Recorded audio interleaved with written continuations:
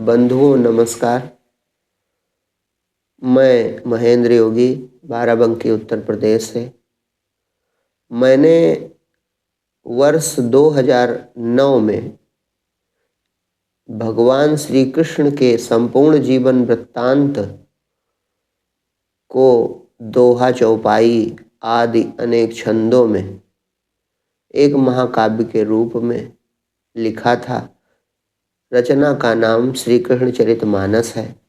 वह यह रचना है जो लगभग 500 से अधिक पृष्ठों में 7 कांडों में विभक्त है। यह कथा श्रीमद् भागवत महापुराण के आधार पर की गई है, जिसमें श्रीमद् भागवत महापुराण के प्रथम स्कंद, दसम स्कंद, एकादश स्कंद और द्वादश स्कंद के आधार पर मैंने यह रचना पूर्ण की। भगवत कृपा से, दैव योग से इस वर्ष यह कृष्ण चरितमानस टीका सहित अपने संपूर्ण कलेवर के साथ प्रकाशित होने जा रही है। दैव योग से ही मुझे यह प्रेरणा हुई कि क्यों ना इस कृष्ण चरितमानस को मैं स्वयं सोशल मीडिया पर प्रस्तुत करूं। इसी उद्देश्य से आज मैंने यह आरंभ किया है। इसे आप प्रथम एपिसोड या प्रथम संस्करण, प्रथम भाग कुछ भी समझ सकते हैं। यह कृष्ण चरितमानस भगवान श्री कृष्ण की लीलाओं का आद्योपांत निरूपण है। मैं अवध क्षेत्र का निवासी हूँ, इसलिए भाषा हिंदी की अवधी बोली में मैंने इसकी रचना की है। अत्यंत सरल स्वाभाविक छंदों में काव्य रचना हुई है। भगवान श्री कृष्ण की समस्त लीलाएं स्वतः रसपूर्ण हैं, रसमयी हैं, आह्लादकारिणी हैं और साथ ही जीवन की कठिन समस्याओं में, जीवन की विषम परिस्थितियों में हमें मार्गदर्शन करने वाली हैं। संस्कृत श्लोकों का अध्ययन जन सामान्य के लिए कठिन है। अस्तु दैव योग से ही मेरे मन में यह विचार आया था। गुरु कृपा से यह कार्य पूर्ण हुआ। यह कृष्ण चरितमानस 7 भागों में या 7 कांडों में विभक्त है। प्रथम कांड का नाम बंदीगृह कांड है। यह नामकरण मैंने इसलिए किया कि भगवान का जन्म बंदीगृह में ही हुआ था, तो प्रथम कांड का नाम मैंने बंदीगृह रखा है। उसके बाद जन्म होते ही भगवान अपने माता पिता से बिछड़कर नंद बाबा के गांव गोकुल पहुंच जाते हैं। अस्तु वहां से मैंने कांड बदला है और द्वितीय कांड का नाम गोकुल कांड रखा है। गोकुल में अनेक असुर कंस भेजता है, अनेक उत्पात होते हैं। यह देखकर जो वृद्ध गोपगण हैं वो कहते हैं हमें यह स्थान छोड़कर अलग चलना चाहिए, और वे वृंदावन में जाकर निवास करने लगते हैं। इसलिए तृतीय कांड का नाम मैंने वृंदावन कांड रखा है।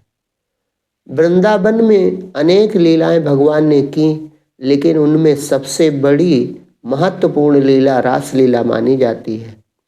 इसलिए मैंने चतुर्थ कांड का नाम रास लीला कांड रखा है और इसमें भगवान की रास लीला का समग्र वर्णन और भगवत कृपा से जो मुझे प्रेरणा हुई उस प्रकार रास लीला का स्पष्टीकरण भी दिया गया है।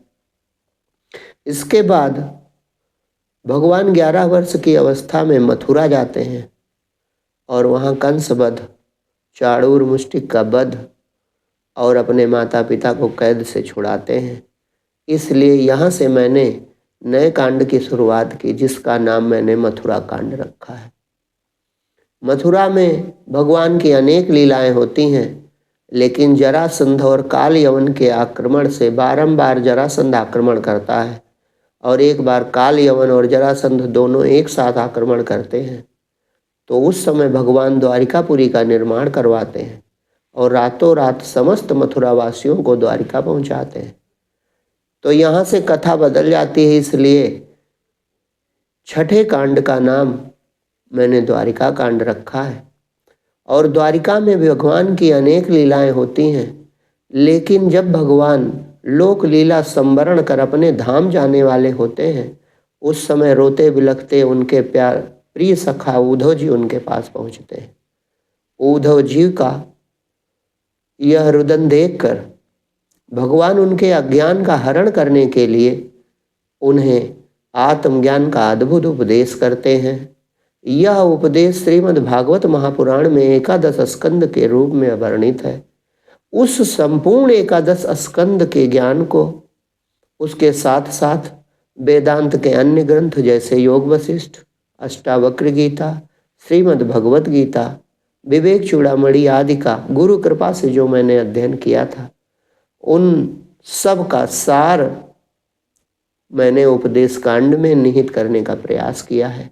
उपदेश कांड मेरी समझ में इस कृष्णचरितमानस की एक उपलब्धि है, और अभी मैं अपने मुख से एक बार उसका आद्योपांत पाठ और यथाशक्य व्याख्या करूँगा। जब यह विद्वत जनों के हाथों ग्रंथ पहुँचेगा तो मुझे आशा है बहुत बड़ा जन कल्याण होगा। उस जन कल्याण में मेरा कोई योगदान नहीं होगा, या तो भागवत कथा में पहले से ही ज्ञान लिखा हुआ है, सिर्फ उसे जन सामान्य तक सरल भाषा में पहुंचाने का मेरा प्रयास रहेगा।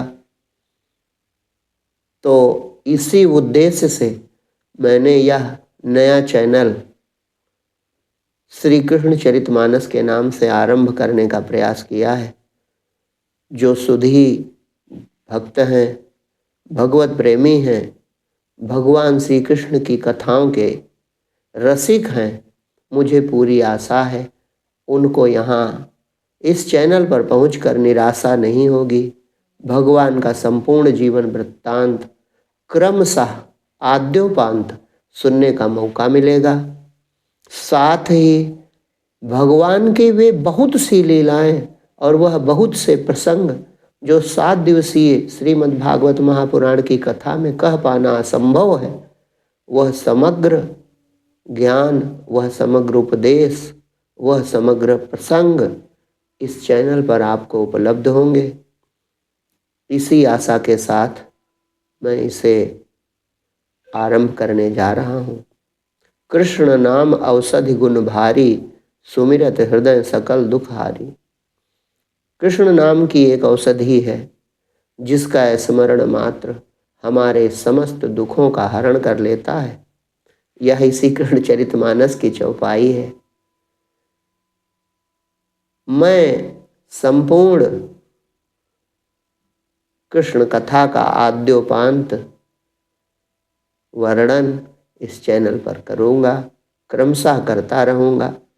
यह प्रथम भाग है जिसमें मैंने सिर्फ संक्षिप्त परिचय देने का प्रयत्न किया है। अगले एपिसोड से कथा का आरंभ करूँगा। आप लोगों को बहुत बहुत धन्यवाद।